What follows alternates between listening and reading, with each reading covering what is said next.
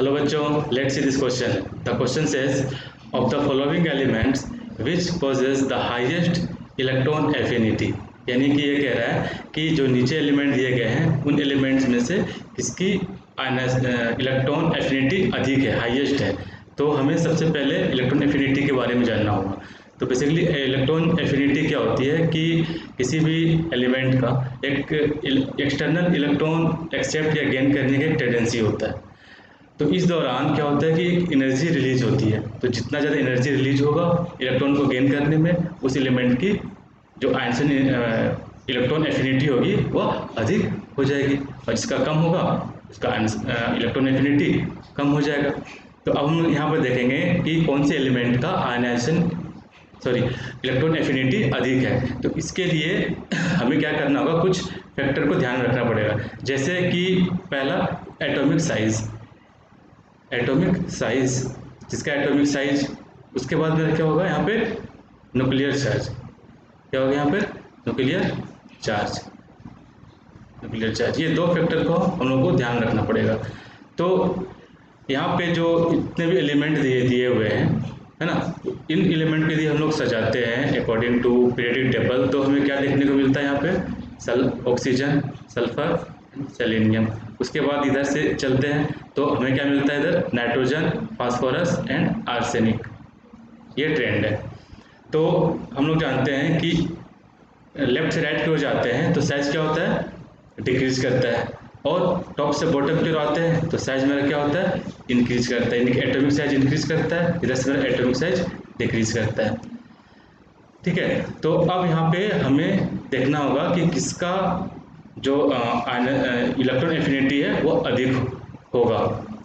तो अधिक होने के लिए हमें क्या देखना पड़ेगा, यहाँ पे ये साइज। तो यदि हम लोग ऑक्सीजन की बात करें तो ऑक्सीजन का जो साइज है वो क्या है, काफ़ी छोटा है। तो ऑक्सीजन का साइज काफ़ी छोटा होने के कारण साइज जो है वो स्मॉल है। तो साइज स्मॉल होने के कारण क्या होता है कि इस पे जो इलेक्ट्रॉन आएंगे, क्योंकि ये पहली बात कि ये तो इसका साइज छोटा है, कॉम्पैक्ट है। ठीक है, साइज छोटा है। दूसरी बात कि इस पे जो ऑलरेडी पहले से इलेक्ट्रॉन है और इलेक्ट्रॉन पहले से कम स्पेस में है, तो यहाँ पे क्या होगा कि क्राउडनेस ज़्यादा है। यानी कि इलेक्ट्रॉन का जो क्राउडनेस है वो अधिक है। यानी यहाँ पे लिख सकते हैं कि क्राउडनेस क्या है मेरे यहाँ पे, अधिक है, हाई है। अब यहाँ से क्या करना हमारा कि एक्सटर्नल इलेक्ट्रॉन को आना है। जब ये एक्सटर्नल इलेक्ट्रॉन जब आएगा तो यहाँ पे जो पहले से मौजूद इलेक्ट्रॉन्स हैं उन इलेक्ट्रॉन के बीचों में, यानी कि इस इलेक्ट्रॉन और इस इलेक्ट्रॉन के बीच में क्या होगा, इलेक्ट्रॉनिक रिपल्सन होगा। क्या होगा यहाँ पर, इलेक्ट्रॉनिक रिपल्सन होगा।